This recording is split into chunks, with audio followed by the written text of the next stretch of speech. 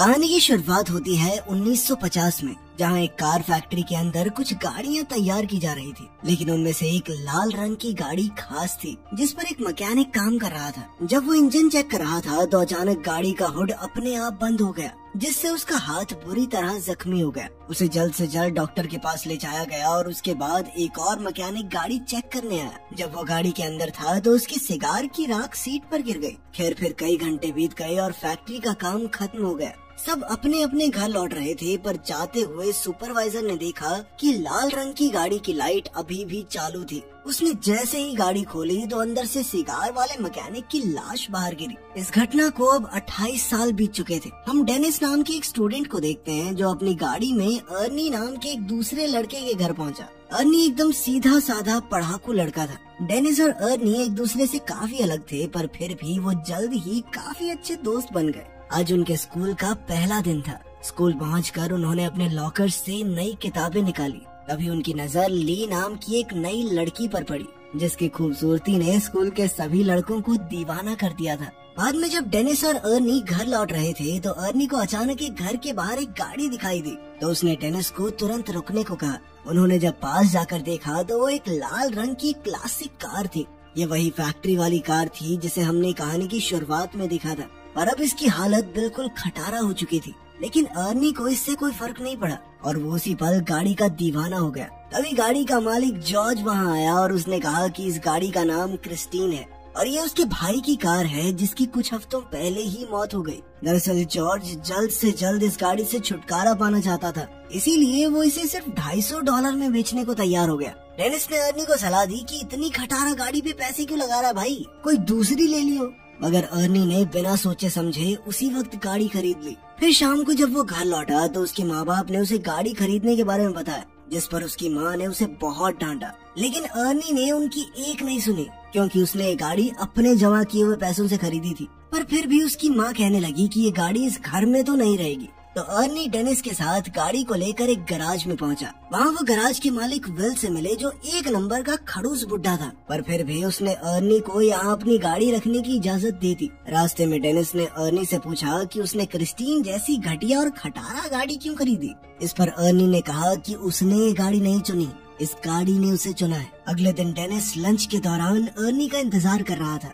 काफी देर तक जब अर्नी नहीं आया तो वो उसे ढूंढने निकला। तब उसने देखा कि बडी नाम का एक बदमाश लड़का अर्नी को परेशान कर रहा था। डेनिस ने बीच में आने की कोशिश की तो बडी ने लंच जमीन पर फेंक दिया और अर्नी को उस पर गिरा दिया। इससे बेचारे अर्नी का चश्मा गिर गया तो बडी ने उसे अपने पैरों तले कुचलकर तोड़ डाला। इसके बाद बडी अर्नी की हालत पर हंसने लगा, पर तभी डेनिस ने मौका देखकर बडी पर हमला बोल दिया और तभी बडी की गैंग ने डेनिस को घेर लिया। खैर जल्द ही एक टीचर ने वहाँ आकर लड़ाई रुकवाई। तब अर्नी ने उन्हें बताया कि बडी ने उसे चाकू से धमकाया है। तब टीचर ने उसे अपनी जेब खाली करने को कहा तो उसकी जेब से वही चाकू निकला। आखिरकार टीचर ने बडी और उसके चेलों को ऑफिस में भेज दिया, जिसके बाद बडी को स्कूल से ही निकाल दिया गया। इसी तरह कई हफ्ते बीत गए और अर्नी दिन रात मेहनत करके गाड़ी ठीक करने में जुटा हुआ था। इसके बाद गैराज के मालिक ने अर्नी को गैराज में मदद करने की नौकरी पर ही रख लिया और बदले में अर्नी अपनी गाड़ी के लिए कुछ पुर्जे इकट्ठा कर सकता है। अर्नी ने इसके लिए हाँ कर दी और फिर दिल लगाकर गाड़ी ठीक करने में जुट गया। मगर उसे इस बात का एहसास ही नहीं हुआ कि कब उसे गाड़ी ठीक करते करते क्रिस्टीन से हद से ज्यादा लगाव हो गया। फिर शाम को डेनिस अर्नी से मिलने गया, क्योंकि वो काफी दिन से मिले नहीं थे।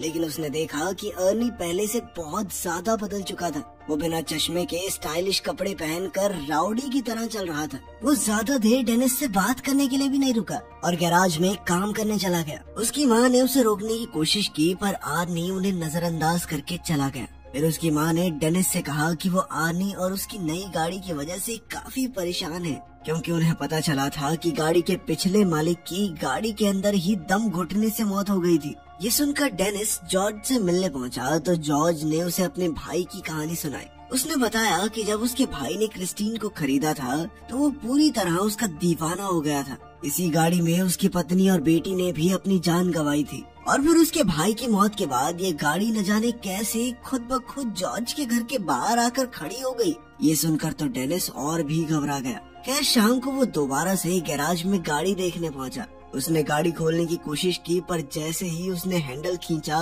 तो रेडियो अपने आप शुरू हो गया और डेनिस उसी समय डर कर भाग निकला। फिर अगली सुबह डेनिस स्कूल स्टेडियम में था क्योंकि आज उनका फुटबॉल मैच था। डेनिस एक खास गोल मारने के बारे में सोच रहा था कि अचानक उसने अर्नी को वहां आते देखा। उसकी गाड़ी क्रिस्टीन एकदम टिप टॉप हो गई थी, जिसे देखकर बड़ी और उसके दोस्त भी हैरान रह गए। उधर ली भी गाड़ी से बाहर आई और उसने सबके सामने अर्नी को चूम लिया। ये देखकर डेनिस को थोड़ा गुस्सा आया और मुकाबले से उसका थोड़ा ध्यान भी हट गया। इसी मौके का फायदा उठाकर विरोधी प्लेयर्स ने उसे धक्का देकर बॉल छीन ली। इस धक्के से डेनिस इतनी जोर से जमीन पर गिरा कि वो तुरंत ही बेहोश हो गया और उसे बहुत गहरी चोट भी आई। इस घटना के कई दिन बाद डेनिस की आंख खुली तो उसने देखा कि वो एक हॉस्पिटल में था और उसकी टांग और गले में प्लास्टर लगा हुआ था। तभी अर्नी उससे मिलने आया। तब डेनिस को एहसास हुआ कि उसका दोस्त कुछ ज्यादा ही तेजी से बदल रहा है। कहाँ 1 महीने पहले वो एक डरपोक सा लड़का हुआ करता था जो अपने घर वालों की हर बात मानता था। खैर अर्नी जल्द ही उसे अलविदा कहकर निकल गया। फिर शाम को वो ली के साथ मूवी थिएटर गया और बाद में वो दोनों गाड़ी में ही एक दूसरे को चूमने लगे। पर जब मामला आगे बढ़ा तो ली अचानक उतरकर गाड़ी से बाहर आ गई।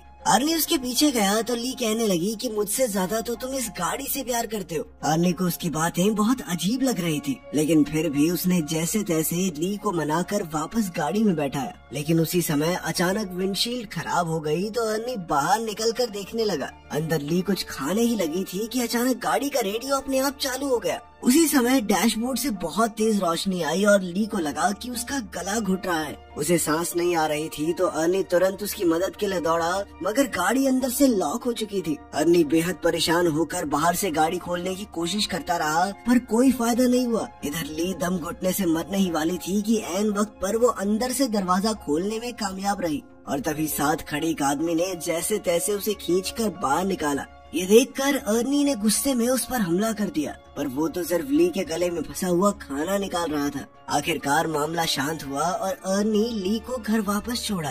ली गाड़ी से निकलते ही घर में घुस गई और उसने कहा कि वो अर्नी से कोई बात नहीं करना चाहती। अर्नी ने उससे माफी मांगने की कोशिश की, पर ली के दिमाग में छप चुका था कि इस गाड़ी ने मुझे मारने की कोशिश की है। और तो और उसे लगता था कि क्रिस्टीन उससे जलती है, क्योंकि जब भी वो गाड़ी में इकट्ठे होते हैं तो कुछ न कुछ गड़बड़ हो जाती है। ये सब सुनकर अर्नी को लगा कि ली के दिमाग को धक्का लगा, इसलिए उसने कहा कि वो कल बात करेंगे। फिर अर्नी वापस गाड़ी में बैठा, मगर गाड़ी चालू ही नहीं हो रही थी। तब उसने क्रिस्टीन से बात करते हुए कहा कि आज ली के साथ जो भी हुआ उससे कोई फर्क नहीं पड़ता, क्योंकि वो क्रिस्टीन से हमेशा उतना ही प्यार करता रहेगा। इसके बाद उसने चाबी घुमाई तो गाड़ी तुरंत ही चालू हो गई। अब वो सीधा गैराज पहुंचा और क्रिस्टीन को वहीं छोड़कर घर वापस चला गया। पर तभी उसके पीछे से बडी और उसके दोस्त गैराज में घुस गए। उन सबके पास तरह तरह के हथियार थे और देखते ही देखते उन्होंने पूरी गाड़ी तबाह कर दी। फिर अगले दिन अर्नी ने ली को जैसे तैसे मना लिया और फिर वो दोनों गैराज में आए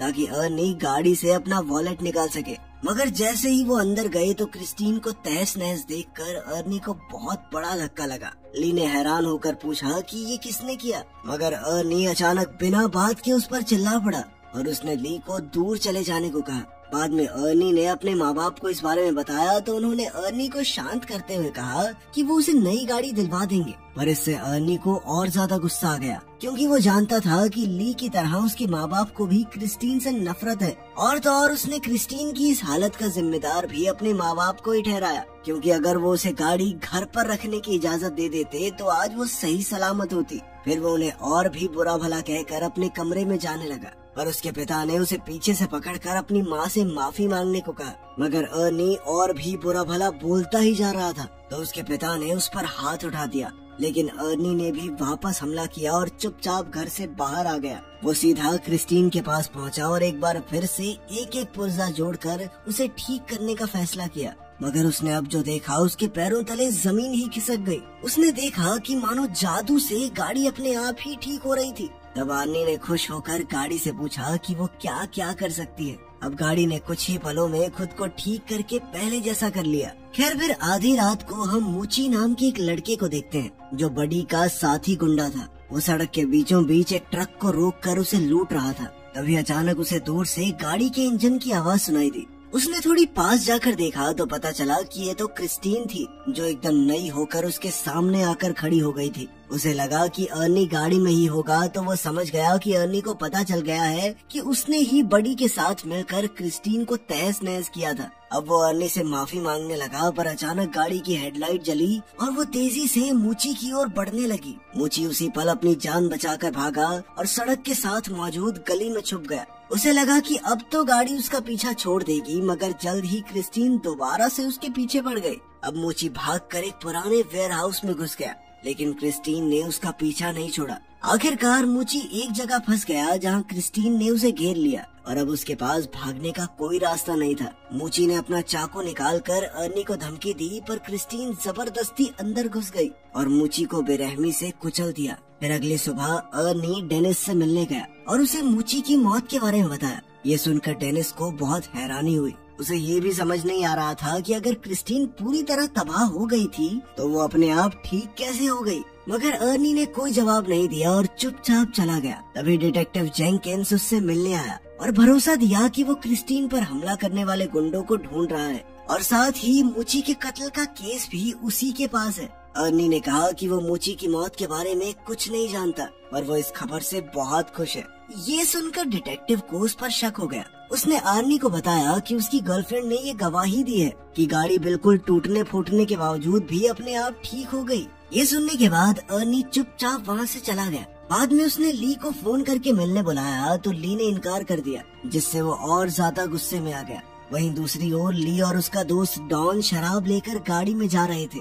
रास्ते में एक दूसरी गाड़ी उनका पीछा करने लगी तो बडी ने गाड़ी रोककर देखा कि आखिर इस गाड़ी में कौन है, और हेडलाइट्स की वजह से उसे कुछ दिखाई नहीं दिया। फिर उसने अपनी गाड़ी रिवर्स की तो दूसरी गाड़ी भी वैसे ही रिवर्स होने लगी और तब ये खुलासा होता है कि वो गाड़ी कोई और नहीं बल्कि क्रिस्टीन ही थी। अब बडी ने गुस्से में आकर गाड़ी भगाई और सीधा एक गैस स्टेशन पर जाकर ही रुका, जहाँ उसका दोस्त रिची काम करता था। फिर उसने बाहर आकर एक लोहे का सरिया उठाया और अपना पीछा करने वाले आदमी को सबक सिखाने के लिए तैयार हो गया। लेकिन तभी क्रिस्टीन बहुत तेज रफ्तार में आई और सीधा बडी की गाड़ी से जा टकराई, जिससे उसकी गाड़ी का बहुत नुकसान हुआ। बडी को लगा कि अर्नी गाड़ी के अंदर ही है, तो उसने अर्नी को बाहर निकलने को कहा, पर क्रिस्टीन एक बार फिर तेजी से बडी की गाड़ी से जा टकराई और सीधा उसे वर्कशॉप में घुसा दिया।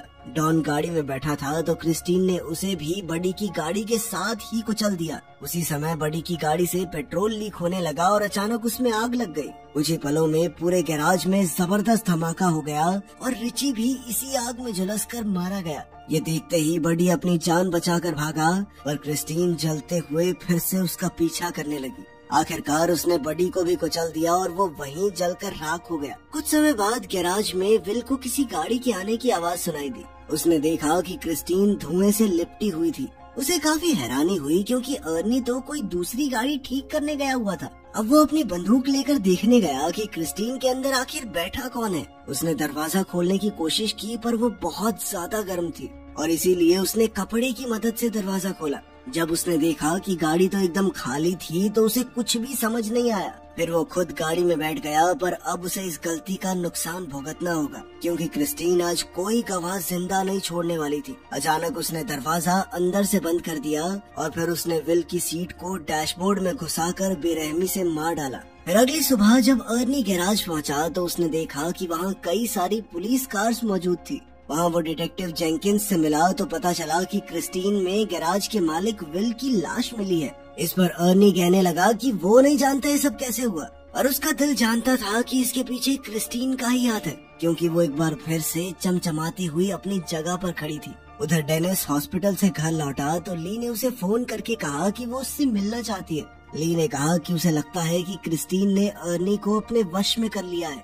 और अब वो क्रिस्टीन की दीवानगी में पागल होकर कुछ भी उलझुल हरकतें कर रहा है। डेनिस ने कहा कि उसे यकीन है कि अर्नी खुद से कोई गलत काम नहीं कर सकता, लेकिन अगर क्रिस्टीन ने उसके दिमाग पर कब्जा कर लिया है तो उसे खत्म करना बहुत जरूरी है। इसके बाद ली अपने घर लौट आई, पर कुछ ही पलों में अर्नी क्रिस्टीन में बैठकर वहाँ आ पहुँचा। उसने डेनिस को ड्राइव पर चलने को कहा तो डेनिस नीचे आ गया।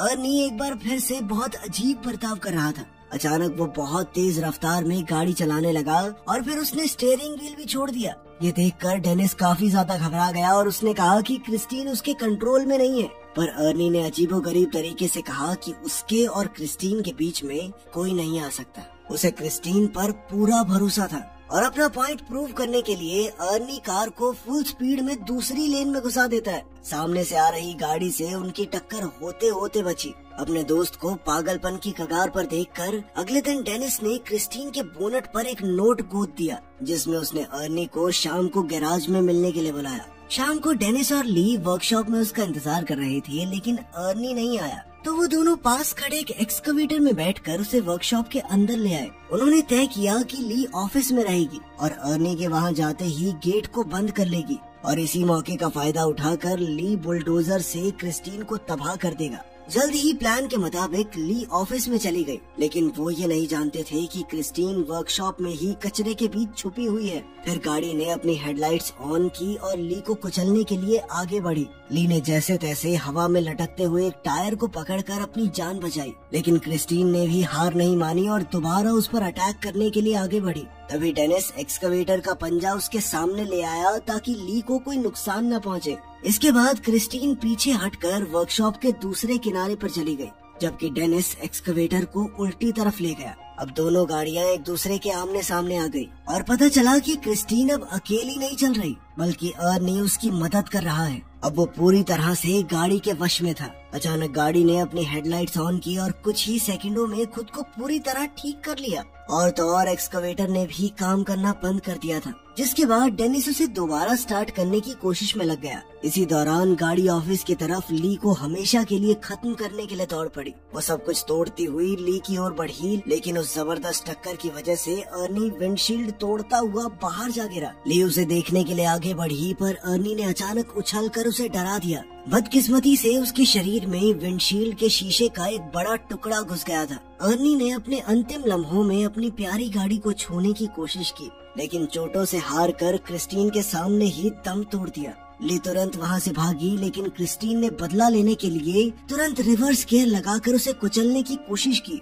लेकिन ऐन वक्त पर ली तो बच निकली और गाड़ी एक पिलर से टकराकर उसमें अटक गई। उधर डेनिस इस मौके का फायदा उठाते हुए एक्सकवेटर को दोबारा चालू करके क्रिस्टीन की तरफ बढ़ने लगा। उसने गाड़ी में जबरदस्त टक्कर दे मारी, लेकिन गाड़ी अब भी उसका सामना करते हुए बचने की कोशिश कर रही थी। क्रिस्टीन दोबारा से ली की तरफ बढ़ी, लेकिन डेनिस ने एक्सकवेटर के पंजे से उसे पीछे से कुचल दिया। इस हमले से उस पागल गाड़ी की ताकत थोड़ी कम हो गई। ली जल्दी से एक्सकवेटर में डेनिस के पास पहुंची, लेकिन उधर क्रिस्टीन फिर से एक्टिवेट होकर खुद को ठीक करने में लग गई थी और इस बुरी शक्ति को हमेशा के लिए खत्म करने के लिए डेनिस ने बुलडोजर स्टार्ट करके क्रिस्टीन को पूरी तरह कुचल दिया। वो अभी भी बचने की कोशिश कर रही थी, लेकिन इस बार वो पूरी तरह तबाह हो गई। उनकी ये लड़ाई आखिरकार खत्म हो गई और अगले दिन डेनिस और ली जंकयार्ड में डिटेक्टिव जेंकिंस से मिले। वहाँ उन्होंने देखा कि क्रिस्टीन पूरी तरह से कबाड़ में बदल चुकी थी। आखिर में तीनों वहाँ से चले गए, लेकिन तभी हमने देखा कि क्रिस्टीन का एक छोटा सा टुकड़ा अपने आप हिलने लगा था, जिससे पक्का हो गया कि वो शैतानी गाड़ी अभी भी जिंदा थी। आपकी ड्रीम कार कौन सी है? कमेंट्स में जरूर बताना। मिलते हैं अगली वीडियो में।